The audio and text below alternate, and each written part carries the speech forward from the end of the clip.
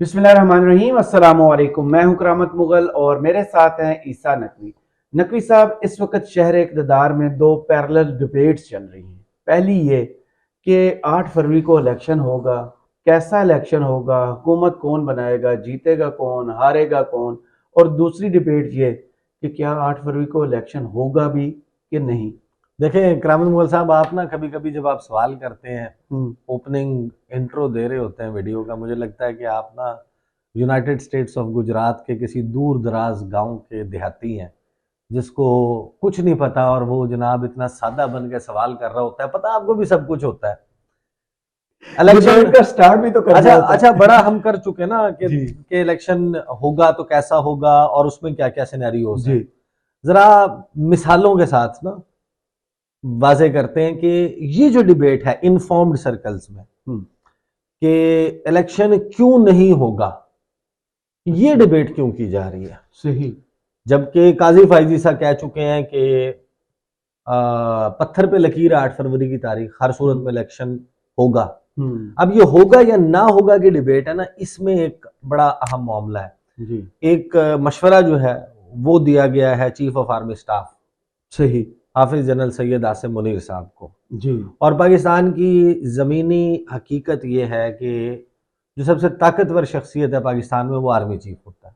सही। ये जो बड़े बड़े ये फैसले होते हैं ना, ये बाकी तो सारे वो है अदाकार है, वो फैसला वहीं से होता है। तो वो जो मशवरा दिया गया है, अब उस मशवरे के ऊपर उसमें भी फिर बहुत ज़्यादा कहानियां जो बिल्ड होती हैं, वो ज़ाहिर है किसी न किसी चीज़ के अराउंड होती हैं। और फायजा ब्यूटी क्रीम का भी एक तस्करा जो है ना वो करना है। वो क्यों है वो भी मैं आपको बताऊंगा। फायजा ब्यूटी क्रीम जो है ना वो आज मुझे आज मैंने एक गुफ्तगू सुनी अच्छा। अनवारुल हक काकड़ साहब की, निगरान वज़ीर आज़म है हमारे। उन्होंने अपने हाथ में फायजा ब्यूटी क्रीम जो है वो उठाई हुई थी। रियली? नहीं नहीं रियली नहीं, यानी कि आप फायजा ब्यूटी क्रीम किस लिए इस्तेमाल हो क्या तो उसके जो इश्तहार आते हैं, मैं आई am not endorsing that product at all, लेकिन लोगों रंग को गोरा, समझाने के हाँ, लिए। रंग नहीं, गोरा करने दाग को धब्बे। धब्बे छाइयां हाँ। झुर्रियां खत्म करने के लिए, रंग गोरा करने के लिए, कील मुहासे खत्म करने के लिए। इस वज़ीर आज़म का क्या ताल्लुक? है तो वज़ीर आज़म ने जो है ना, मेटाफोरिकली स्पीकिंग, उन्होंने अपने हाथ अच्छा में अच्छा। फायजा ब्यूटी क्रीम उठाई हुई है और वो चाहते हैं कि चंद लोगों के चेहरों के दाग धब्बे छाइयां और ये सब कुछ, and it is not his job.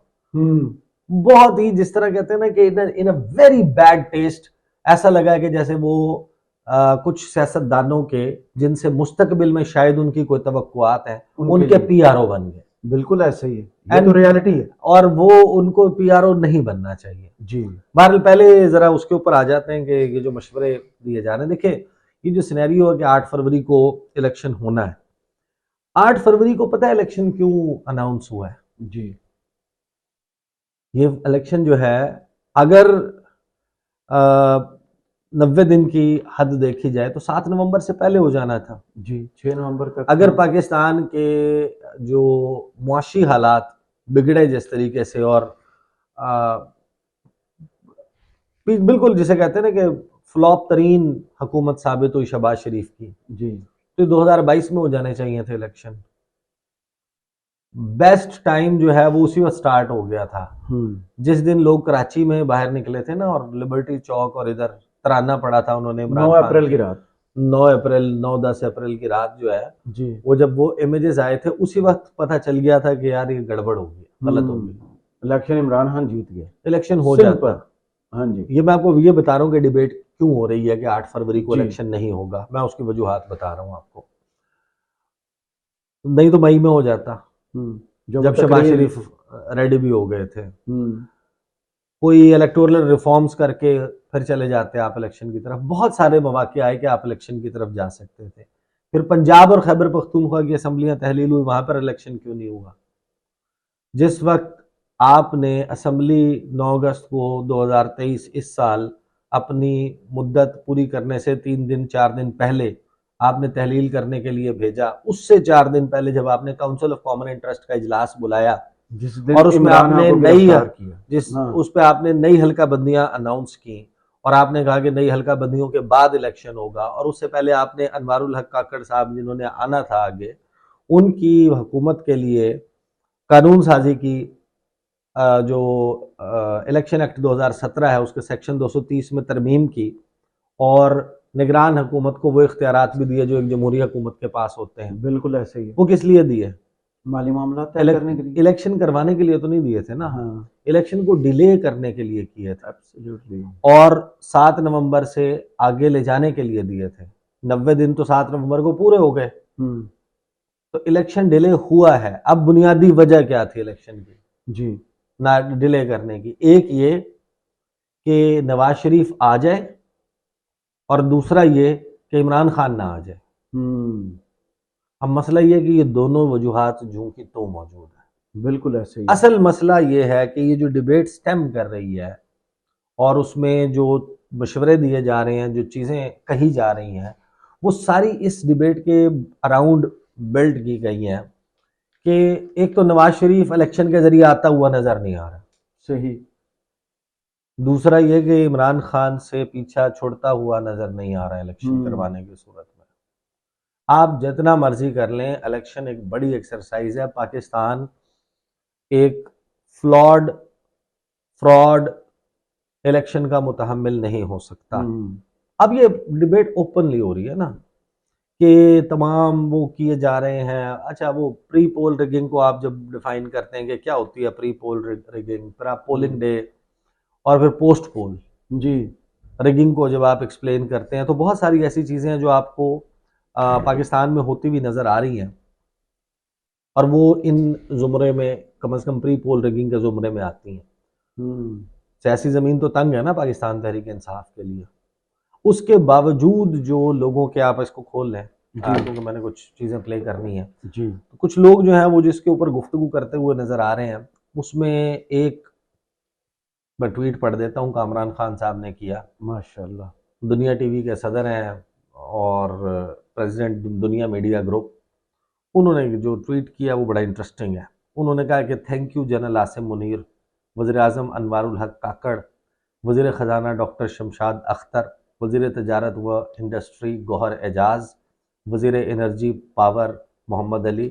साल हा साल के बाद अल्हम्दुलिल्लाह मुल्क में मुआशी बेहतरी के ठोस आसार नज़र आ रहे हैं।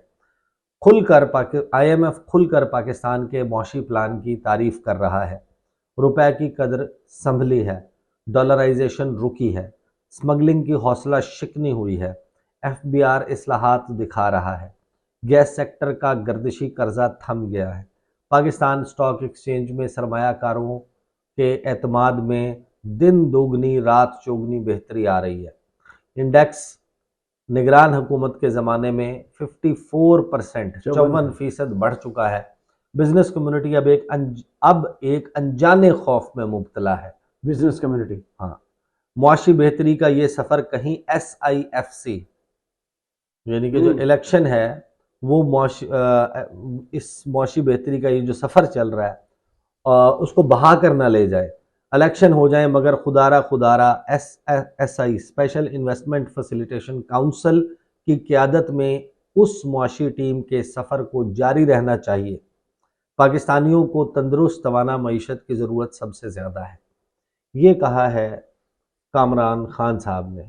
और जाहिर है कि ये मशवरा जो है वो इशारों किनायों में, दबे लफ्ज़ों में, इसका मतलब यही है कि अगर आपने इलेक्शन कराना है और इलेक्शन के नतीजे में अदम इस्तेहकाम रहना है, क्योंकि इस वक्त सीन ये है और सिलसिला ये है कि अगर खान साहब आते हैं तब भी अदम इस्तेहकाम है और नहीं आते तब भी अदम इस्तेहकाम है, क्योंकि जिनके लिए आज इस्तेहकाम है उनके लिए अदम इस्तेहकाम क्रिएट हो जाएगा अगर खान साहब आ जाए। बिल्कुल ऐसे ही है। और अगर खान साहब नहीं आते तो अभी जिस सिचुएशन से गुजर रहे हैं इससे मिलती जुलती सिचुएशन रहेगी। लोग कैद हैं, मफरूर हैं, पर्चे हैं, कैरेक्टर असैसिनेशन है, फलां है, ये सब कुछ है। देखिए, इमरान खान साहब को अगर ये बैलेट बॉक्स पे हराने की पोजीशन में होते हैं ना, ये जितने सियासी खिलाड़ी हैं, इनके पल्ले कुछ होता है, इनका मंशूर होता है, इनका चेहरा होता है, इनका बयानिया होता है, इनके पास करने के लिए कोई ढंग की बात होती, तो ये जो 20 नवंबर के बाद जो कुछ होता देख रहे हैं, ना खबर मानिका का इंटरव्यू आता, ना हाजरा की किताब आती, ना उसके बाद कुछ इंटरव्यूज, और ये ना वो गवाह लतीफ़ आता।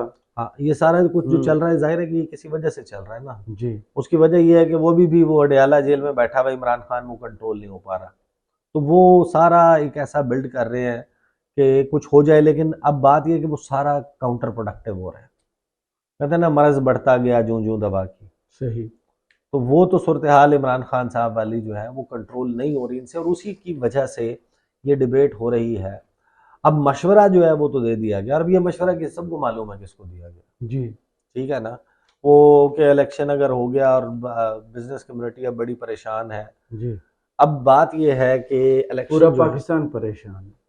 इलेक्शन जो है ना वो बहुत सारे मामलात हैं। पाकिस्तान को इस वक्त फॉरेन डायरेक्ट इन्वेस्टमेंट की ज़रूरत है, पाकिस्तान को डॉलर की ज़रूरत है, सर जी पैसे की ज़रूरत है। वो आता है जिस वक्त आपकी हुकूमत स्टेबल होती है, जिसके साथ आपने मुआहदा किया है। आपको दो चार इंटरनेशनली आपको बैठकर गारंटीज चाहिए होती है, हम्म, मेरा पैसा डूबेगा नहीं। सबसे पहले सही जो हुकूमत है उसका चेहरा तब्दील होने से अगली हुकूमत पॉलिसी तब्दील करके मेरी इन्वेस्टमेंट कहीं ना डबो दे। सही। ये जहाँ पर मैं इन्वेस्टमेंट कर रहा हूँ, उसने हुकूमत जिसके साथ मैं मुआहदे में जा रहा हूँ, जिस रियासत की साथ मैं बातचीत में मसरूफ़ हूँ, ये ना हो कि 6 महीने के बाद यहाँ पर नक्शा तब्दील हो। आपको एक लॉन्ग टर्म पॉलिसी नज़र आ रही है कि और नहीं आप आ कह रही। रहे हैं हम आपको पहचानते ही नहीं है। हाँ, लॉ एंड ऑर्डर सिचुएशन ठीक है या नहीं। हम्म, आपको एक स्टेबल गवर्नमेंट चाहिए, वो एब्सोल्युटली। किसी भी सूरत में हो। वो वन विंडो ऑपरेशन की सूरत में हो। आपको पता है ना मैं मेरे कहने का जी क्या मतलब जी है। जी। वो काकड़ साहब की 2 साल 4 साल की अ, हो जाए, मोहर साहब तो हो जाए, उस सूरत में हो। वो नवाज शरीफ 5 साल के लिए आ जाए, वो इमरान खान 5 साल के लिए आ जाए, लेकिन जो आए उसमें फिर इंस्टेबिलिटी ना हो। सही। ये है वो मामला के जिससे आपको पैसे आ सकते हैं। आपका आईएमएफ का रिव्यू है, आपके पैसों से जुड़े हुए मामला हैं। आपको याद होगा कि मैं अगस्त के महीने से हम जितनी भी वीडियोस कर रहे हैं, मैंने बहुत मरतबा ऐसी वीडियोस की हैं जिसमें हमने ये कहा है कि सारा मामला पैसे से जुड़ा हुआ बिल्कुल है। ऐसा अगर है। पैसा आ गया तो फिर इलेक्शन नहीं होगा। हम्म, अब वो पैसे की सूरत बनती है नहीं बनती, ये अगेन एक मामला है, लेकिन इलेक्शन की पोस्टपोनमेंट के लिए इनफ वजूहात मौजूद है। हम्म, और वो वजह ये है कि अगर आप पीटीआई को आउट भी कर देते हैं, बल्ले का निशान ख़त्म कर देते हैं, आप इलेक्शन करवा देते हैं, और उस सूरत में they will not be able to form government, let's hmm, just assume. सही।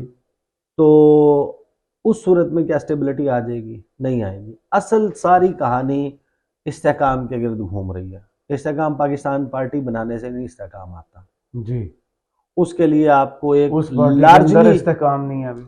आपको उसके लिए एक largely free and fair election hmm, करवाना है। और largely free and fair election का मतलब जो है वो वही है कि जो मैं आपको इतनी वजूहत बता चुका कि भाई ये जो पूरा वो कहते हैं, वो इंडियन मूवीज में कहते हैं कि ये जो षड्यंत्र है, ये हाँ ऐसे तो नहीं रचा ना। ये जो इतना सब कुछ हुआ है वो सारा इमरान खान को रोकने के लिए किया है ना इन्होंने। जी। तो इमरान खान अगर नहीं रोक रहा तो फिर अच्छा, फिर गलतियां हर साइड से हर एक ने की हैं। पीटीआई से गलतियां हुई हैं, नून लीग से, पीपल्स पार्टी से, इदारों से, सुप्रीम कोर्ट से, एवरीवन।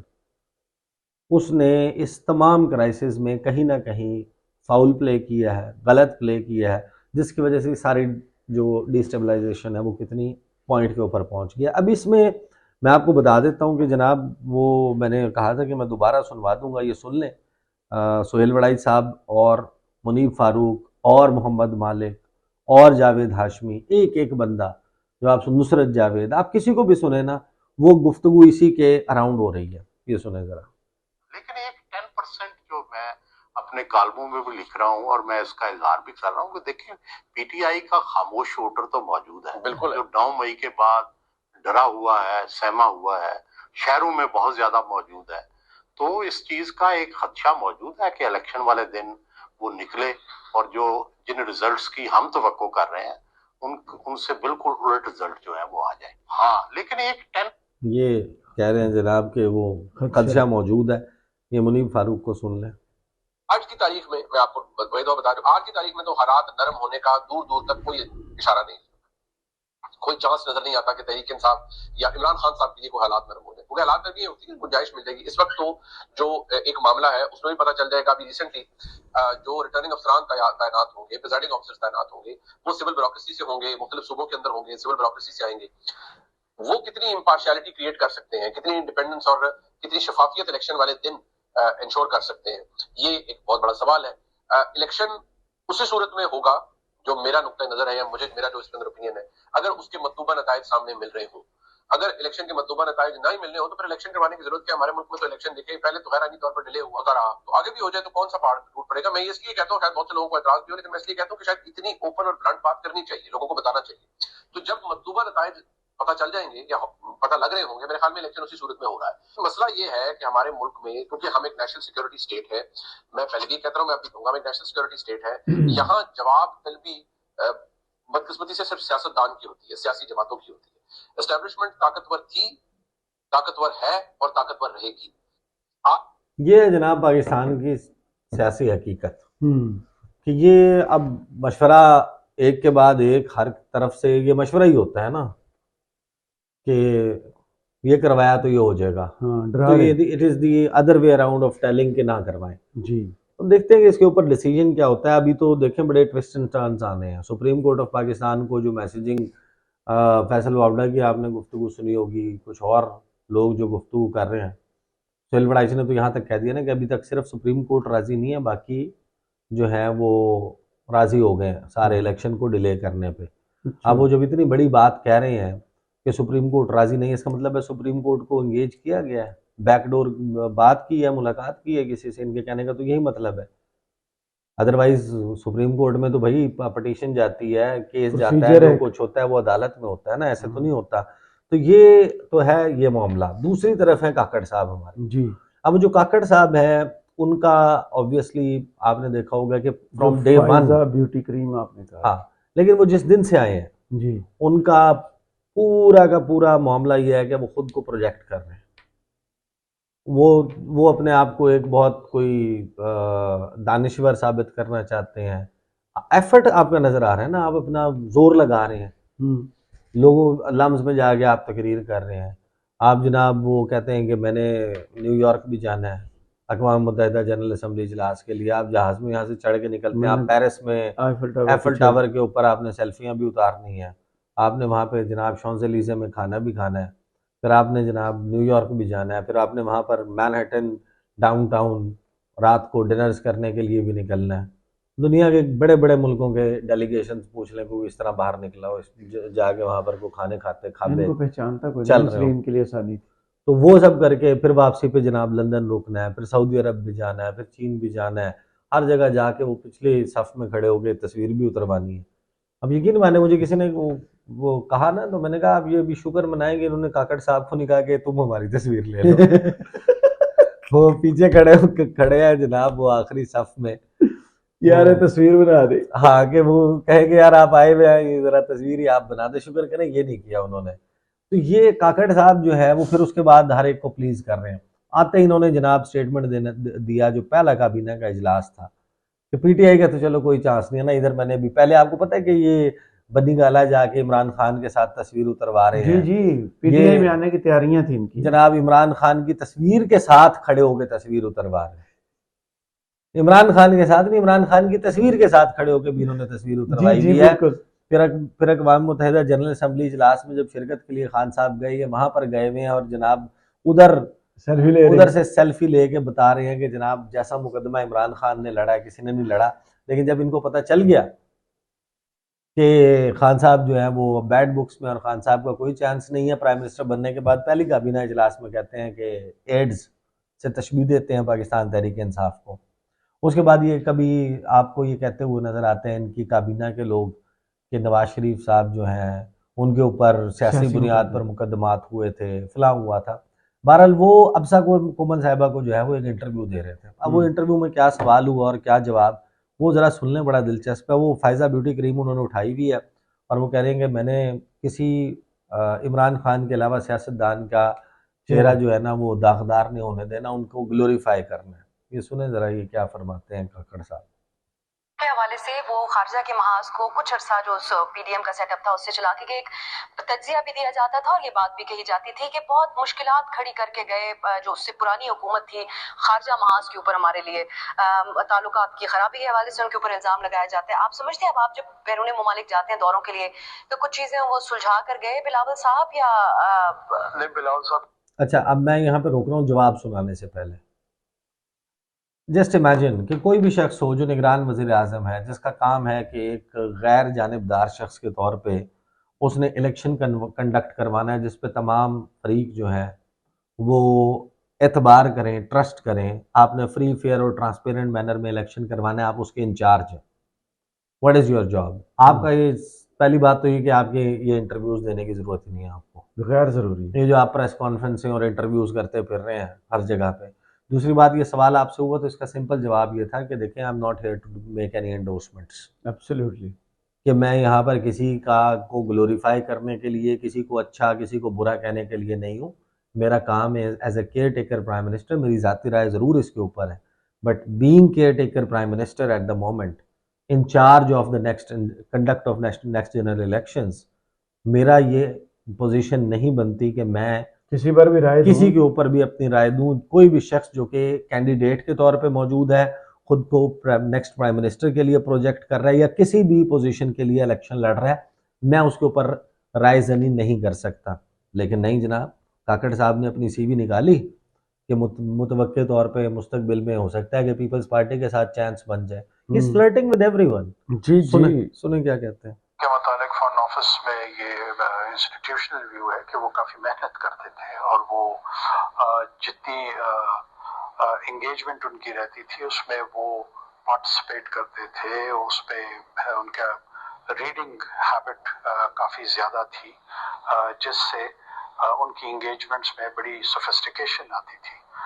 तो मुझे बड़ा पॉजिटिव फीडबैक उनके जो रोल और स्टेंट रहा है ऑफ 15-16 मंथ्स में बहुत बेहतर लोग बता रहे हैं उनके मुताबिक। बिलावल अब ये यानी कि काकड़ साहब से सवाल ये हुआ था कि आप बाहर गए हैं, तो बाहर आप जब लोगों से मिले हैं मुख्तलिफ ममालिक के, वज़राए आज़म से या सुदूर से, तो उनका क्या फीडबैक था? पहले तो सवाल पे माशाल्लाह जी बिलावल के मुतल्लिक जी जी कि पाकिस्तान का प्राइम मिनिस्टर मिलेगा तो वो कोई प्रेसिडेंट या प्राइम मिनिस्टर उनको फीडबैक देगा, यानी अब ये कोई तरीका कार नहीं है। लेकिन बहरहाल ये एंडोर्समेंट कर रहे हैं जनाब काकड़ साहब, और आई डोंट सी, बहरहाल ये मंजरनामा इस वक्त बन रहा है और काकड़ साहब जो हैं वो भी उम्मीदवार हैं कि मामलात इसी तरह चलते रहें और मेरा चांस लगा रहे।